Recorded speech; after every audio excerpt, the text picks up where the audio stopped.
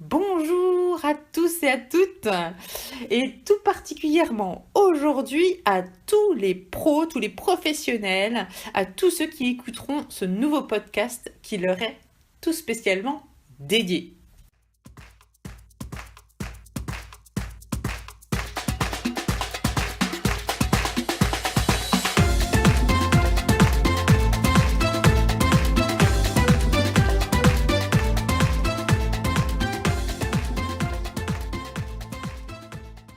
Je vous dédie cet enregistrement aujourd'hui si vous êtes célibataire tout particulièrement.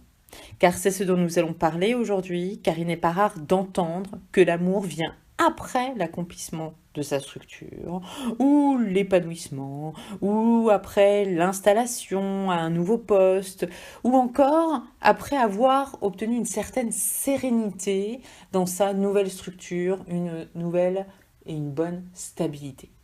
Donc, je vais très très vite passer au premier point, puisque il va s'agir du bon moment. Et oui, plus on attend ce fameux bon moment, et plus on a de chances de toujours attendre dans 10 ou 20 ans. Alors vous me direz, peut-être que ça fait pas 10 ou 20 ans que vous attendez. Peut-être, ça peut être 1 an, 2 ans, comme ça peut être aussi 20 ans. Donc, plus on attend le bon moment et plus on a de chances de toujours attendre. Par exemple, dans votre travail, quand vous prenez des décisions rapidement, ou non, bien sûr, vous en prenez quand même. Car pour avancer, vous n'avez pas le choix. Sinon, certaines opportunités risquent de jamais se présenter. Ou vous risquez de tout perdre. Quand même votre poste. Ok ? Donc, le principe est donc exactement le même ici. N'attendez pas le bon moment pour sortir, en semaine ou en week-end. Sachant que par expérience, que moins les événements sont programmés, et plus on a de possibilités de faire de belles rencontres spontanément. Et oui, c'est pas « Oh oui, mais la semaine, il y a moins de monde ». Il n'y a aucune excuse. Aucune excuse. Vous pouvez sortir autant la semaine que le week-end. Peu importe. Vous avez toujours le moyen de sortir, de faire des rencontres. Et c'est là où on arrive au deuxième point. Parce que je fais souvent allusion aux valeurs, si vous avez l'habitude de me suivre sur Facebook ou sur YouTube. Eh bien, je vais en reparler dans ce second point, car vous allez devoir mettre des priorités. Si aujourd'hui vous êtes attentif ou attentive à ce podcast, ça n'est certainement pas par hasard. Car vous souhaitez faire des rencontres et surtout la bonne rencontre. Raison pour laquelle je vous propose de faire un peu comme au travail en mettant vos priorités en première ligne, en pole position. Si votre valeur, votre préoccupation première est réellement aujourd'hui de trouver votre âme sœur, alors agissez tout comme. Faites-en une priorité. Rien ne doit passer avant, ni même vos enfants, si vous en avez. Pourquoi je parle des enfants ? Parce que je sais que c'est sujet à polémique et souvent j'entends dire « Ah non, mais moi là, je pense que vous n'avez rien compris, ma priorité c'est quand même mes enfants. » Alors, c'est pas une histoire de comprendre. C'est que ce n'est pas parce que vous mettrez en numéro 1 votre priorité de trouver l'âme sœur que votre enfant, s'il est en numéro 2, au niveau des valeurs et de vos priorités, vous ne pourrez pas concevoir ou faire les deux. Ou même s'il arrive en troisième priorité, parce que la deuxième, c'est votre entreprise, c'est votre travail, eh bien, ça ne veut pas dire que vous délaissez votre enfant. Ça ne veut pas dire que votre enfant est une problématique pour rencontrer quelqu'un. Non, loin de là. Mais je tiens quand même à le signaler parce que souvent, on me dit non, mais d'abord mon enfant et puis ensuite la personne que je veux rencontrer. Sachez que votre enfant sera beaucoup plus heureux s'il vous voit épanoui plutôt que de vous voir tout le temps avec lui H24 et jamais penser à vous, jamais être épanoui. Et ça risque d'avoir des répercussions après par la suite. Mais là, on ne va pas en parler de ça aujourd'hui. C'était juste pour vous parler des priorités. D'accord? Donc, ou même, combien même, là on a parlé des enfants, mais ça peut être votre patron qui, d'un seul coup, d'un seul, a besoin de vous. Bah oui, forcément, maintenant que vous voulez sortir, que vous voulez partir à l'heure, que vous avez décidé de mettre une priorité sur vos rencontres, c'est maintenant qu'il va avoir besoin de vous. Eh bien non, ça n'est plus votre priorité. Ni même un de vos salariés qui aurait besoin de vous maintenant parce que, voilà, il ne peut pas se débrouiller sans vous. Non, non. Arrangez-vous pour que ça ne se passe plus. Surtout si vous en faites votre valeur numéro 1. Vous devez faire, donc c'est ce que j'allais vous dire, vous devez faire en fait de cette valeur numéro 1 votre priorité et rien d'autre. Vous verrez qu'en faisant ça, assurément, beaucoup de changements vont se produire dans votre vie.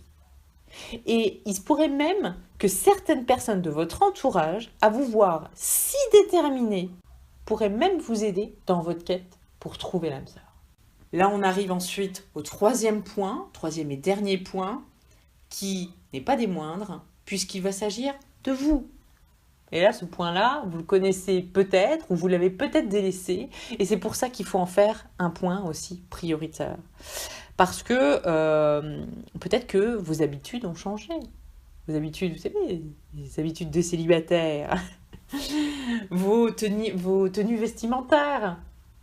Parce que, est-ce qu'aujourd'hui, elles reflètent la même personne que vous étiez il y a 2 ans? Est-ce que vous avez peut-être changé? Est-ce qu'aujourd'hui, vous êtes toujours dans le même style? Ou est-ce que vous avez changé? Vous êtes passé du jogging au complet?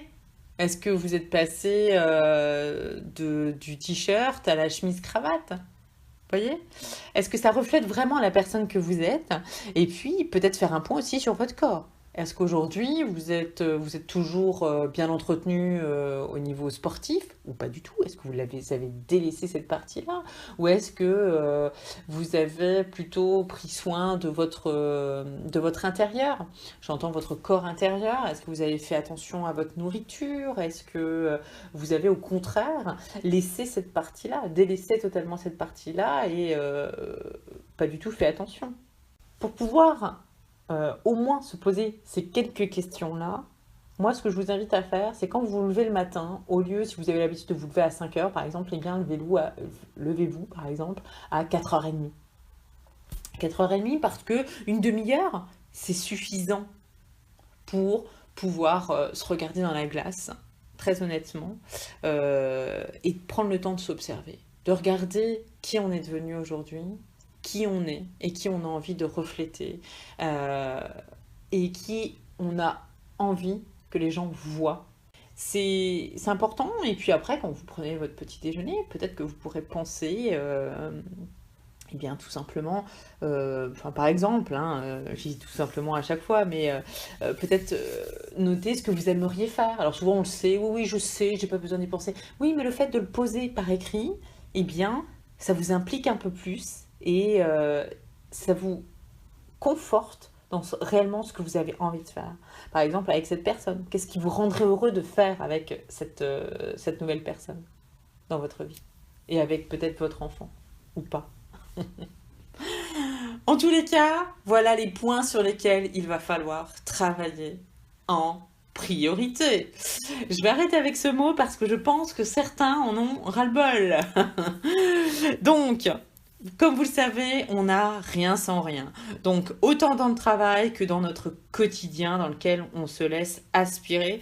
Donc, si vous êtes seul aujourd'hui, il y a fort à parier que c'est parce que ces 3 points que je vais vous rappeler là dans quelques secondes, ont été oubliés à un moment ou un autre de votre vie.